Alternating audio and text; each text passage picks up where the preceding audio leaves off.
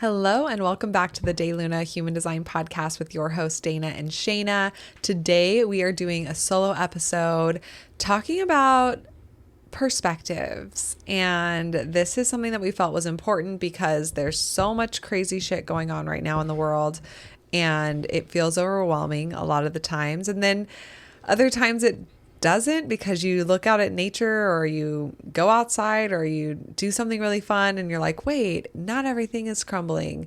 Or you have a really amazing experience with a friend or connect with somebody, and there's this polarity that's happening right now where it feels like too much, and at the same time, like, is like anything happening at all? And so understanding your perspective is actually one of the places that you can lean into to help with anxiety in general.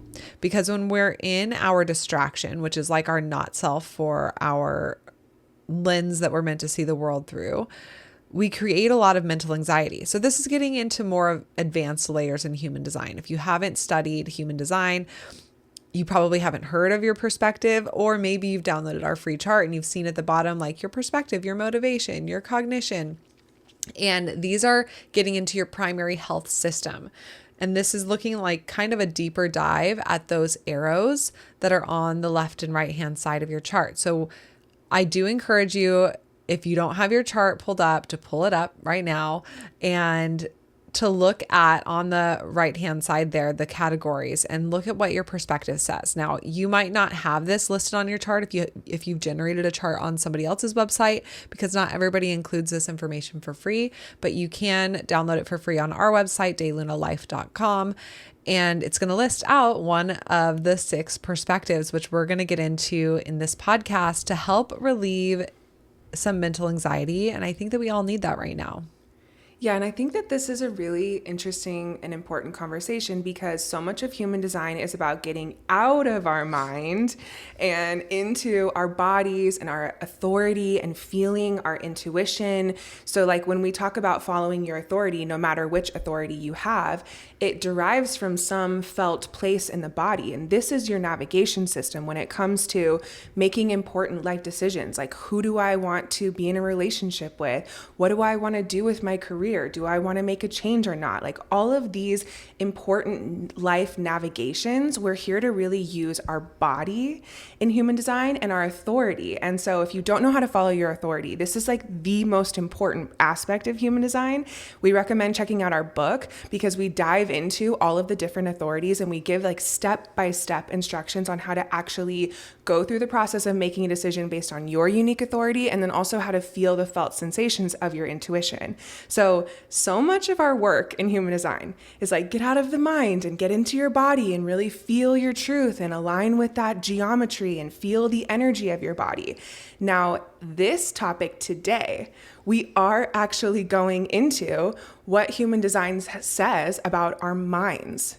And our minds are a powerful tool. And I feel like the more that you study spirituality or yoga, you'll hear this messaging a lot, that our mind is like the enemy and that we need to distance ourselves from the mind. And even if you're learning about human design, depending on who you're learning from, you might feel that same messaging. Like, your mind has no place here. Let me just cut it off and pretend that it doesn't exist and only live in my body and only follow my intuition.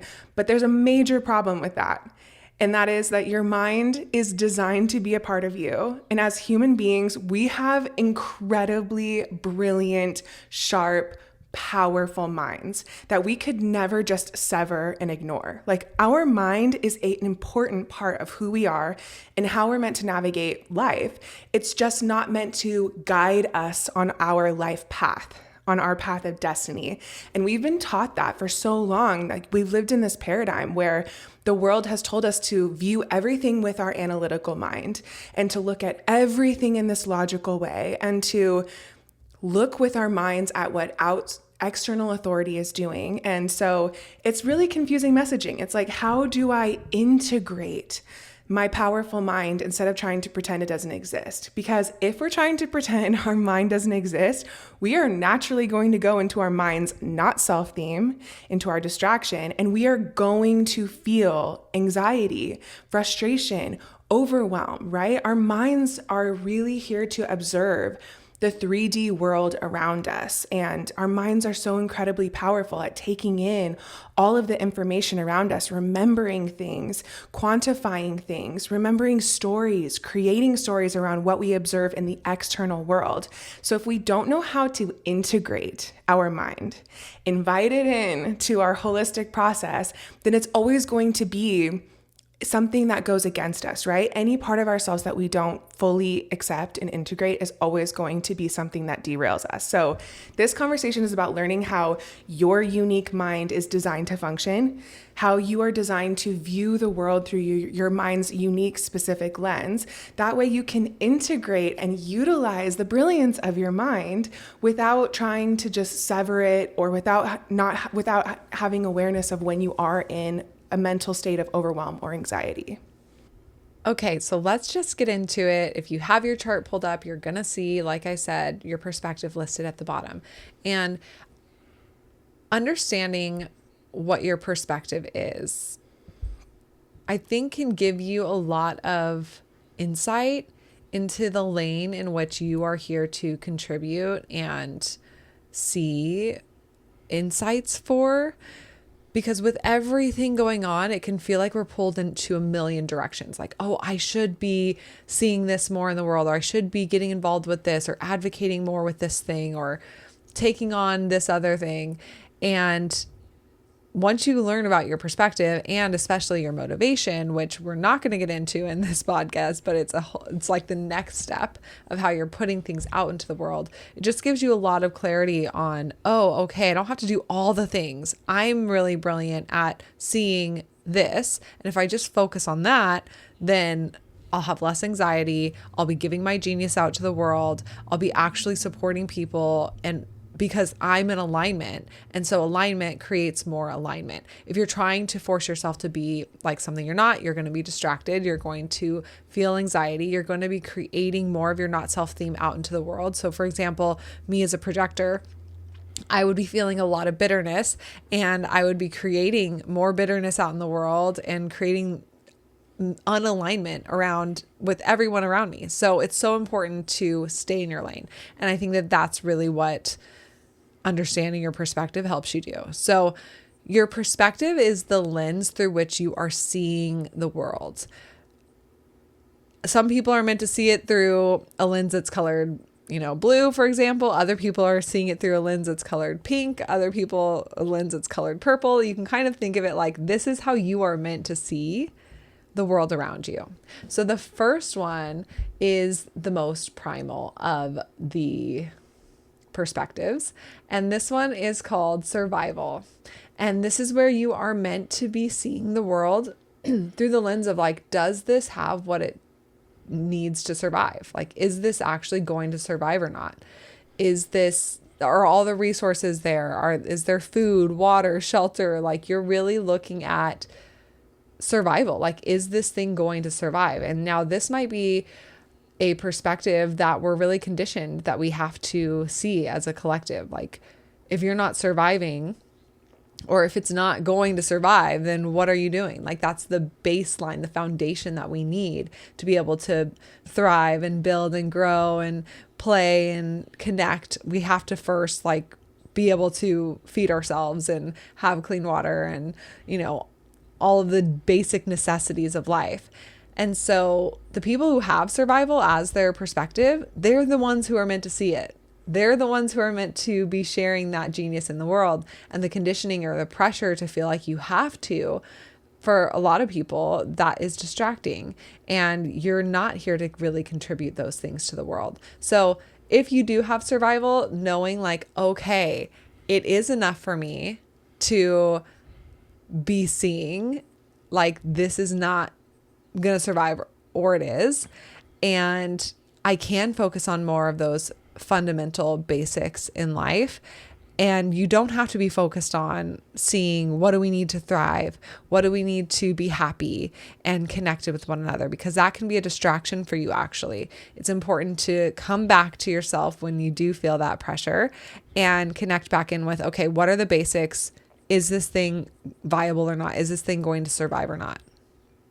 Yeah, and I feel like the people in my life that have survival, when they are truly just observing this foundational level of like health and well-being and aliveness, do we have what we need in this moment to survive? They are so grounding in the observations that they make. Like they are really these people who are designed to be looking at those things, and it gives everyone else around you freedom to be like, okay, we don't have to all homogenize here. Like this is looking at these 6 different perspectives that we're going to talk about today. I feel like it really exemplifies the fact that we're all meant to be like different pieces of the puzzle, and when we come together between all of us, we're able to see the entire picture. And that is actually a radical idea, because like Shayna was saying in the beginning, there's so much shit going on. Our direction is pulled in a million different ways, especially with the media that we have. Like, I feel like the time that we're in right now is very expansive as far as the media that we're able to observe, the way that we're able to spread ideas. It's just overwhelming because there's really no filter.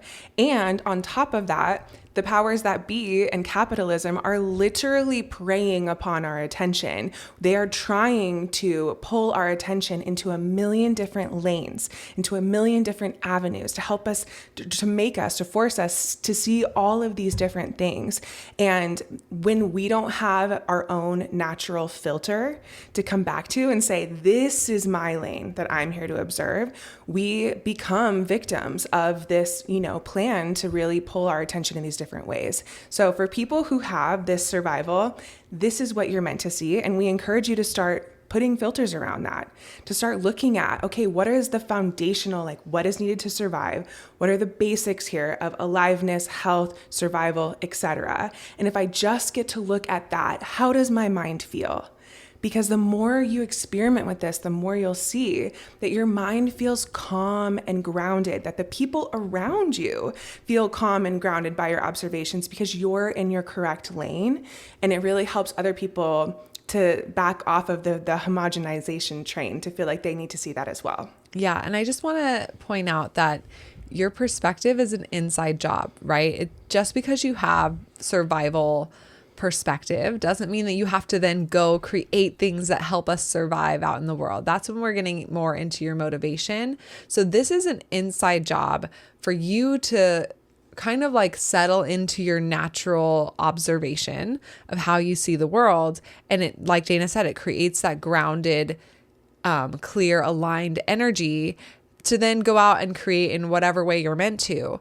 But this is something that you can do to support yourself. It doesn't have to do with how am I supporting other people or how am I creating things that fall into this lane just because I observe these things. This is that way you can relieve anxiety and have more confidence in your place in the world and feel like you're a part of it, that you are observing what you're meant to observe in this life. So just remember that as we go through all of these, that this is not pressure for you to go and do something with this information. This is for you to understand yourself more and relieve that anxiety. So the next perspective is called possibility. And this is mine. This is my perspective. And I'm meant to see the world through the lens of possibilities and like anything is possible and anything can happen. And I'm always seeing, and I feel so good and healthy when I'm able to see all of the different possibilities. If I feel locked in, like this is for sure going to happen, this is just how it's going to work out, there's no other options, then I feel anxious, I feel distracted, I feel bogged down. So people with possibilities perspective, Ra really calls them like happy-go-lucky, like must be nice to just be in like this little cloud place of like anything's possible, like sure this is happening or that's happening, but I just see that there literally anything could happen. Now the great thing with this is that I can look at somebody, for example, like in a reading or a friend or somebody going through a hard time, and I can see all of the different possibilities that they have ahead of them. Like, well, you could do this, you could do that, you could create this thing or start this business. I can look at our collective as a whole. And you've heard this come out of me so many times in this podcast of like, yeah, this looks like it's shitty, but also like aliens could come out tomorrow and then everything would change and we'd all shift our perspective and all of these issues wouldn't be an issue anymore because we're all focused on this other thing. So me seeing all of the different possibilities creates more expansion, not only within myself, but in the world around me. And that's what possibilities people are here to do. Now, the inside job with this is noticing when you feel anxious or when you feel distracted of like, okay, but what's actually going to happen? How is this actually going to play out?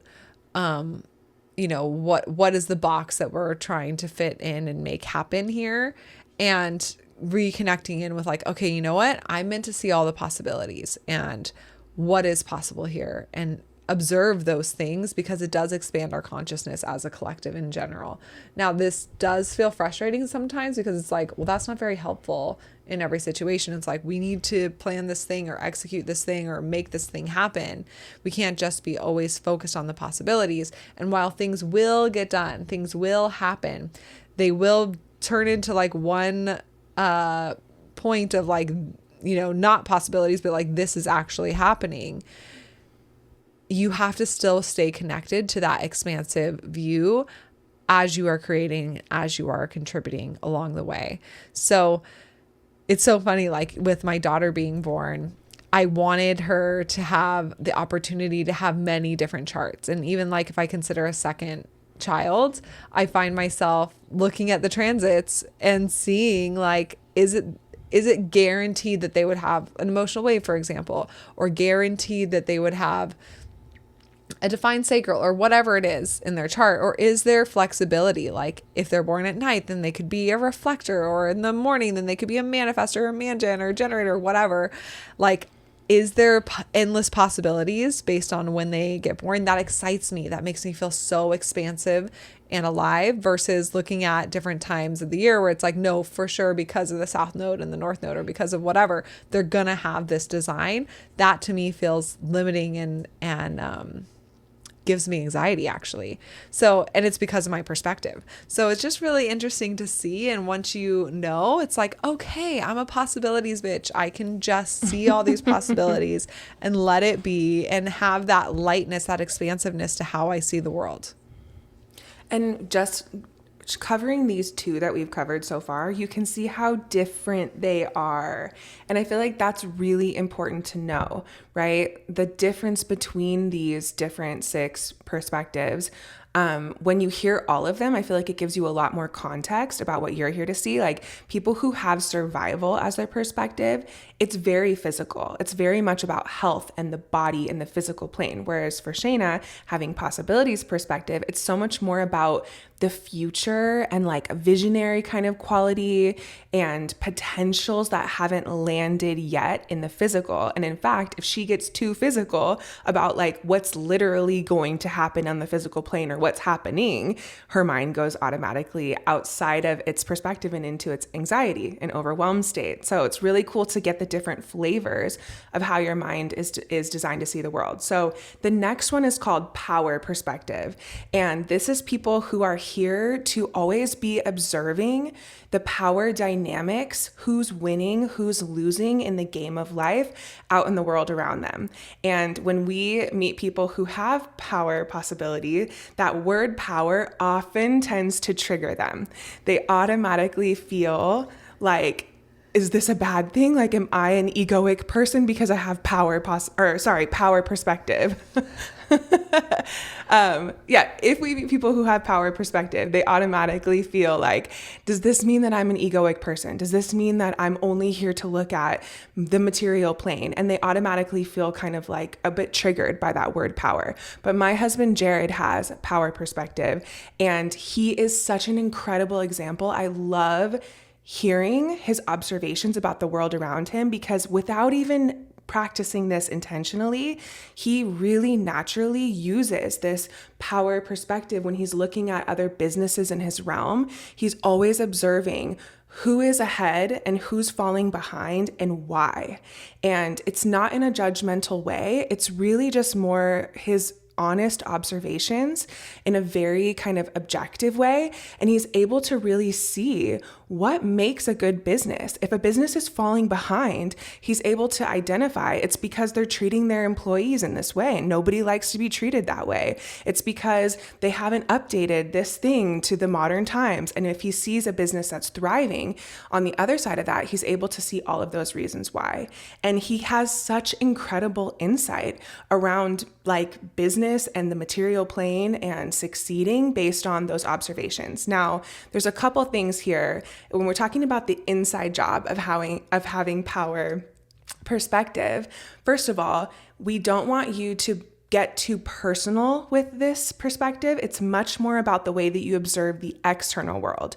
So if you have a business or a project that you're working on, it's important to not be comparing yourself as an individual to other people and competing and comparing your qualities as individuals. You can, however, look at your business as an objective thing outside of you and be able to compare it to other people's businesses and see who's winning, who's losing, in which facets and for what reasons. But it's important that there's a level of objectivity. That is how this perspective is meant to be used, right? Externally out in the world. So if you can use your own project in that lens, amazing. But if that's feeling challenging for you, just start with not analyzing yourself and just start with analyzing other businesses outside of you or other projects that are happening outside of you or other content creators that are, sharing things in the world. And you'll really feel this level of discernment and really spot on analysis of who's winning and who's losing. Now, the other thing with having this power perspective is that you can easily kind of slip into focusing on just yourself because you're judging yourself around having this mind that likes to compare, right? You can feel like comparing two businesses is a bad thing, I put in quotes, and that you don't want to judge other people. So you're like, I'm not going to look at other people. I'm just going to look at my own business and I'm just going to focus on that. Now, if you do that, you're going to feel really mentally overwhelmed and anxious because the things that you're seeing in your own realm have no other point of reference to compare to. It's not how your mind is meant to work. And I've seen Jared do this as well with his business. He's like, you know what? I don't want to be judgmental. I don't want to read too much into what other people are doing. I'm just going to focus on myself. And then he literally feels so overwhelmed. He has no point of reference and no inspiration about what he's wanting to change or correct or, reflect on in his business. And the second that he opens himself up to observing other things out in the world and comparing them, he has all of this natural intelligence, natural inspiration. He just is really grounded in who he is and every other thing that he's doing in his life when he's in that. So it's important to know that the mind in and of itself likes to judge, likes to compare, likes to look at what other people are doing and think what we're doing is not good enough. Like that's a quality of all human beings' minds. And those really come into play with these perspectives. Like you can really feel like what I'm doing naturally must be bad or it must not be good enough. And you can almost try to like just jump to the opposite thing. So it's about catching that and reeling that back in because a lot of these might not be very obvious to us. Like if you didn't study human design, you didn't know this, you'd be like, what is wrong with me? Why am I always looking at other people's businesses and comparing them and seeing them on this like chessboard? And once you understand that you have power perspective, it's like, oh, this is why. And it gives you so much permission. And honestly, it is the greatest life hack to feeling grounded, inspired, all of that for then the things that you're wanting to create later with your motivation. Okay, getting into the next perspective, this is called wanting. And these are people who are designed to be observing what people around them are wanting to be happy and fulfilled on the emotional plane. So this is really moving into the realm of heart-centered, human-to-human emotions, kind of more this psychology realm, but in a very like intimate and real way. So this is actually the perspective that I have. And it's been such a game changer for me to know that this is the thing I'm here to observe in the world because it does feel very natural for me. It does feel really easy and inspiring. It's like if I'm just focusing on seeing what people are actually wanting to be happy and fulfilled, that is easy for me. And it's only in the times where I second guess that, or I think that that's not enough. It's the times where I get overwhelmed by all of the physical things that are happening in the world on the material plane with economics and with the environment and all of these other realms that I start to get really overwhelmed. Like there's too much in the world for me to actually see and observe. I can't keep up. And I start to mentally feel like I'm drowning. But if I can just focus in on the people that I'm observing in every story, in every circumstance, like, are these people fulfilled? Like truly happy? Do they have connection, both to themselves and spiritual connection to nature or not? What is missing in their life that would really make them feel happy and whole and well? And I think for so long in my life, I felt like that just wasn't good enough because it's not the entire picture. And with this information, it's been so liberating for me to be able to stay in my lane. And in any circumstance that is feeling really overwhelming for me and I'm having a hard time integrating it, and this is a side note, but I also have triple split definition. So I integrate new information on a really deep level, and it takes me a bit longer because I look at everything from multiple angles. And that can kind of trip me up sometimes too. So when I'm processing some new experience that really surprised me or something that's really big in my life, like let's say some big change happened with friends or family member or in my career life, I really, if I'm struggling, I just come back to what are the people in this circumstance feeling? Do they feel happy, fulfilled, connected, or not? What needs to change so that we all feel that way? And the second I start observing that, I get completely back on track. Yeah, and I think that it's interesting, the distraction here being survival and the polarity between what are people wanting to thrive and also like what are people needing to survive. And I think that there's so much conditioning around these two places specifically as we are building community and as we're building our lives, like our families or our countries, or as the new paradigm is shifting, there can be so much pressure on both of these places for all of us. Like we should be just focusing on how are we going to survive, or we should be focusing on like, okay, it's not enough to just be alive. Like you need to be thriving. You need to be connected and happy and well. And if you have this perspective, like you're somebody who's here to observe these either place and contribute towards those things, sitting in that observation and really getting the insight there is so helpful as we're building this new paradigm. And we need leaders who have these perspectives in place to help show us the way and help really provide those insights that help us move forward. So I'm grateful that you have this perspective. I love it. But obviously, no perspective is better than another. We don't have a favorite child. But I love that you have this one. And then the next perspective is called probability. And this is really seeing like, is this actually going to happen, right? So this is the opposite of mine. And all of these perspectives have an opposite, where the opposite side is the distraction for whatever one you have. So probability, people with probability perspective, this is my mother-in-law, they're here to see like what's actually needed to make this thing happen. Is this likely to become a reality? Like, are the finances there? Are the numbers happening? Is this realistic?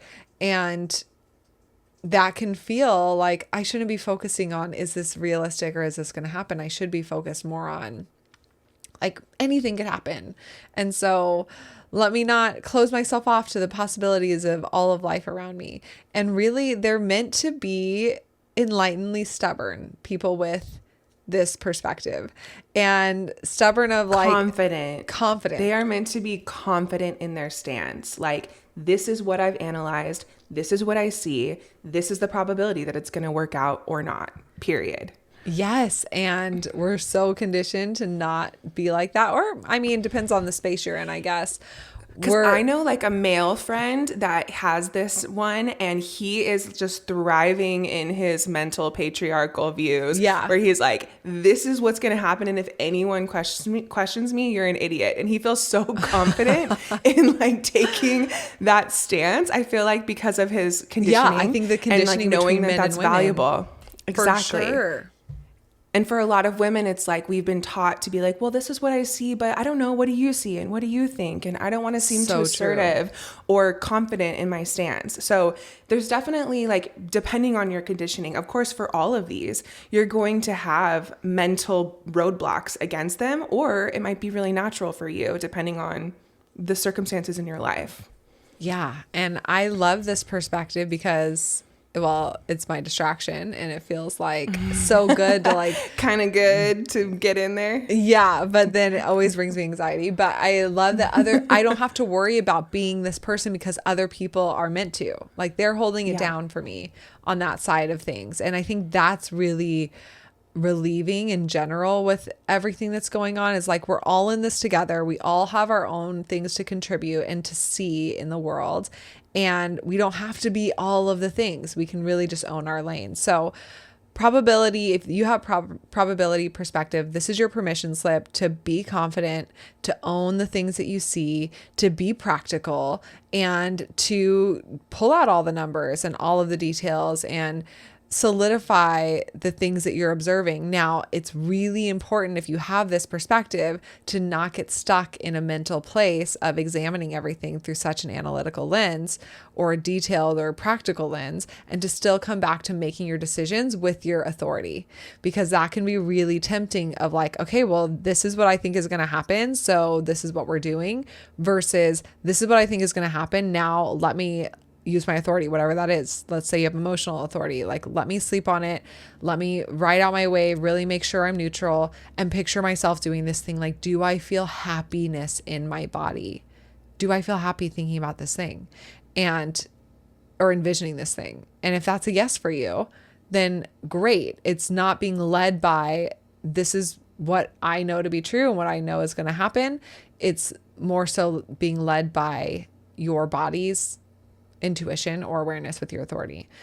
Okay. And then the last perspective is the most, I don't know, it's like the most judged, I want to say. It's called personal. And this is where you are meant to be seeing the world through the lens of like, how is this personally affecting me? How is this impacting me? What is this going to do to my life? And this is like that enlightened selfishness. So if you will, we had enlightened stubbornness with that probable perspective. And now we're into enlightened selfishness with personal. And you're meant to be seeing the world through the lens of yourself and how things are going to be impacting you. Now, this doesn't mean that you're a narcissist or that you don't care about other people, because you absolutely do.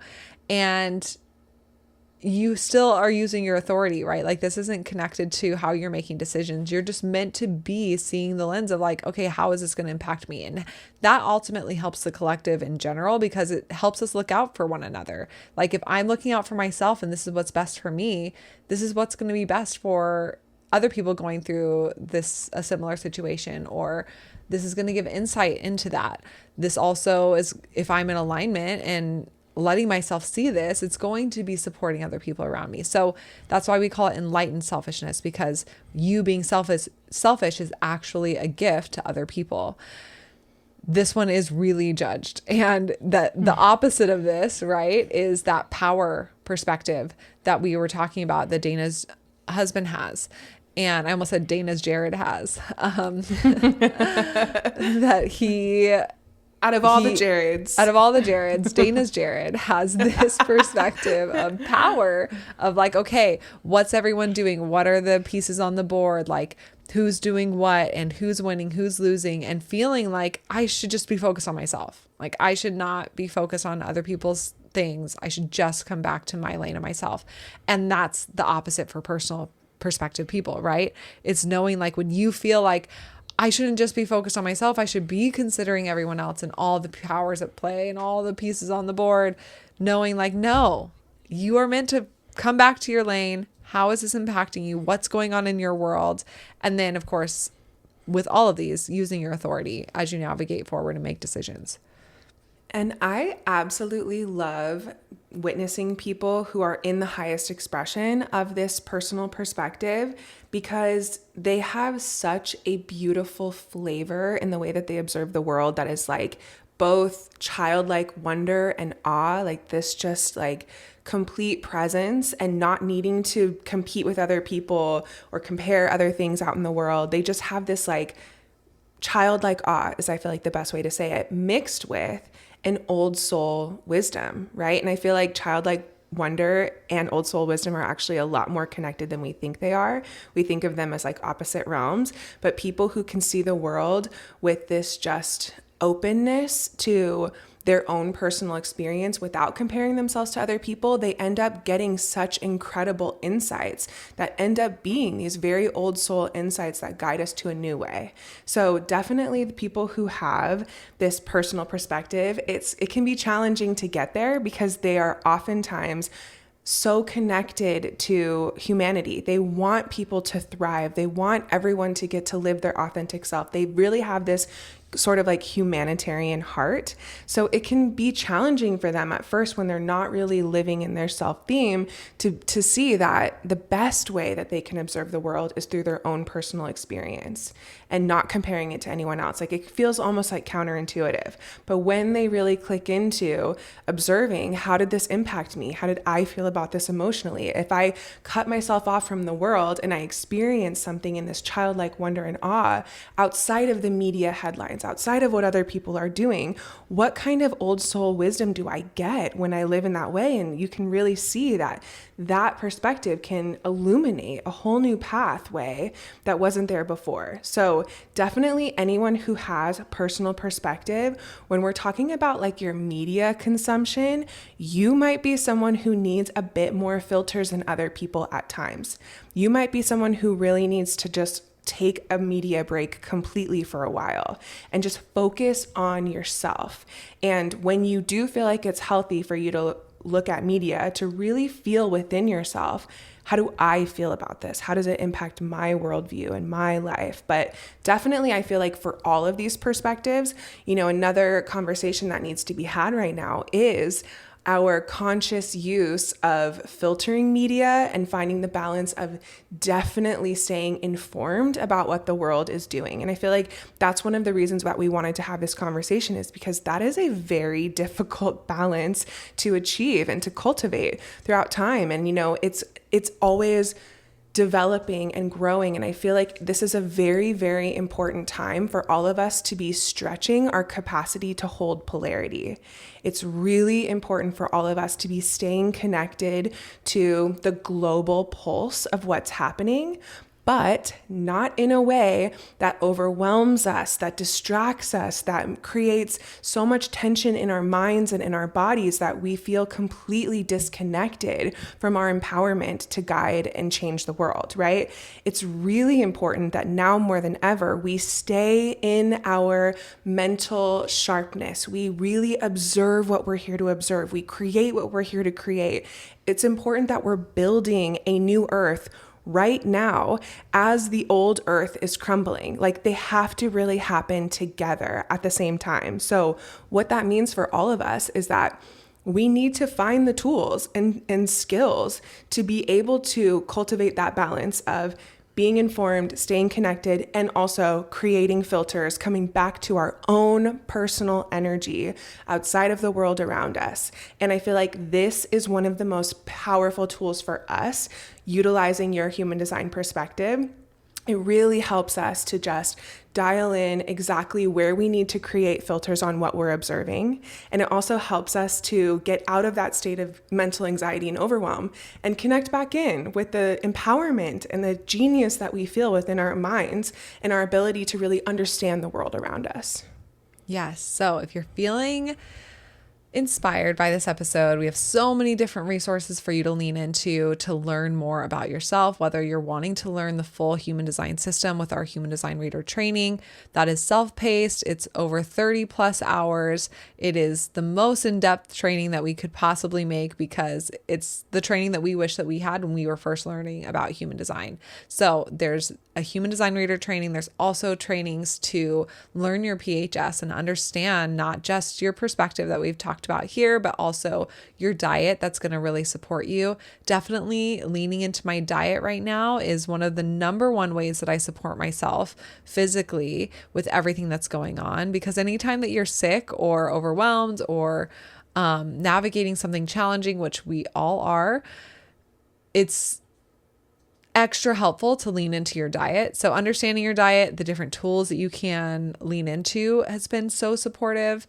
And in that training, we also get into your environment and your motivation, which we kind of touched on a little bit here, the way that you're here to put out into the world, to externalize these things, to create into the world. So that's our PHS training, which you can find on our website. Everything is there on daylunalife.com. And if you're just wanting to dip your toes in the water and be supported with a lot of different content that's relevant for whatever we're navigating every month, then your Human Design Besties is probably the best place for you, because we have so many mini courses there. We release mini courses and tappings and meditations to support the energetics that we're working with together. We also meet once a month and in ceremony and connect in and chat with one another and do this energetic hygiene, if you will. It almost feels like church, but not, because we do it on like a full moon or a new moon, but it feels like this coming together with like-minded souls to really